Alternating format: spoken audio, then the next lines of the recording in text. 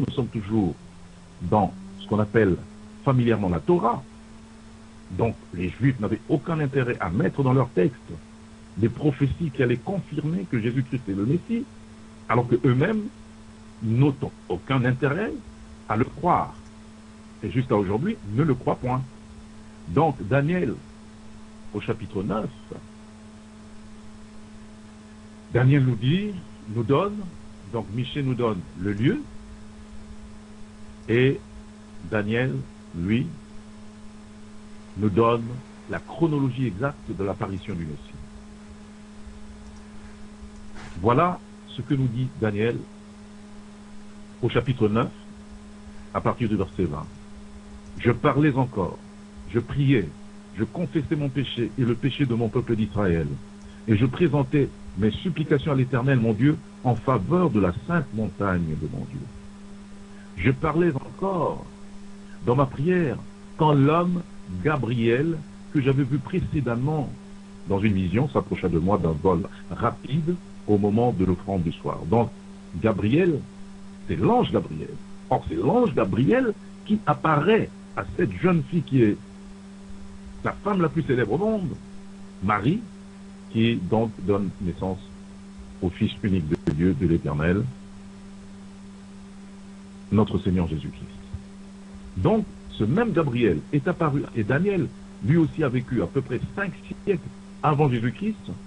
Comme vous le savez, ces visions, il les a eues au moment où il était captif à Babylone, au moment où Israël était en déportation à Babylone. Donc, revenons en arrière. Daniel affirme qu'il était en prière et que l'ange Gabriel lui est apparu. Pour lui annoncer quoi? Il m'instruisit et s'entretint avec moi. Il me dit, Daniel, je suis venu maintenant pour ouvrir ton intelligence. Lorsque tu as commencé à prier, la parole est sortie et je viens pour te l'annoncer, car tu es un bien-aimé. Sois attentif à la parole et comprends la vision. 70 semaines ont été fixées sur ton peuple et sur ta ville sainte pour faire cesser les transgressions et mettre fin au péché, pour expier l'iniquité et amener la justice éternelle, pour sceller la vision et le prophète et pour oindre le Saint des Saints. Donc, nous sommes dans, je dirais, le domaine gardé, la chasse gardée des prophéties, du langage prophétique. 70 semaines, étant donné qu'une semaine compte 7 jours, nous avons 70 fois 7 qui nous amène au chiffre de 490. 490 jours, mais un jour ici équivaut à un an, et donc Gabriel annonce à Daniel que d'ici 490 ans, quelqu'un viendra, un prophète, un puissant prophète, qui fera cesser les transgressions et mettre fin au péché. Et c'est exactement 490 ans ou 500 ans plus tard que la prophétie de Michée que nous avons citée précédemment s'accomplit à Bethléem et Phrata. Donc voilà, nous avons le lieu de la naissance, annoncé 4 siècles avant. Nous avons la chronologie, le moment où devait apparaître le Messie.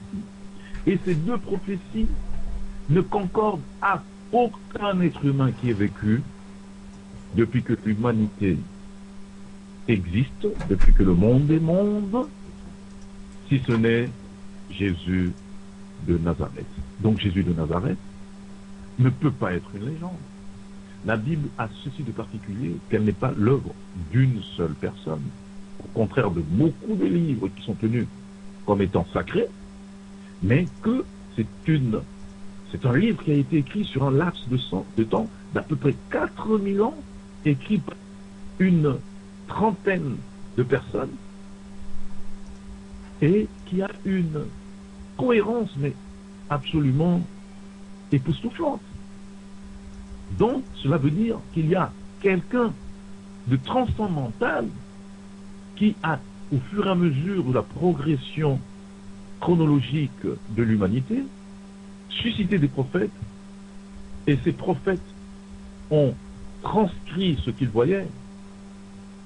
Ils ont été inspirés et leurs prophéties, pratiquement toutes leurs prophéties, ne tournent qu'autour d'un seul thème, et ce thème, c'est la venue d'un monde nouveau par quelqu'un dont le nom n'était pas donné dans ces prophéties-là, à part une prophétie d'Isaïe, on dit que son nom sera Emmanuel, c'est-à-dire Dieu avec nous. Et il s'agit donc du Seigneur Jésus-Christ.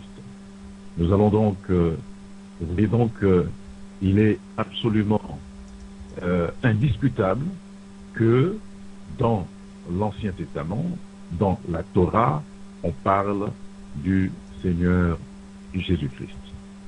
Mais passons sur le lieu de la naissance. Passons sur la chronologie. Nous allons maintenant aborder une autre prophétie à tomber par terre, si vous me passez l'expression. Cette prophétie se trouve dans le psaume 22.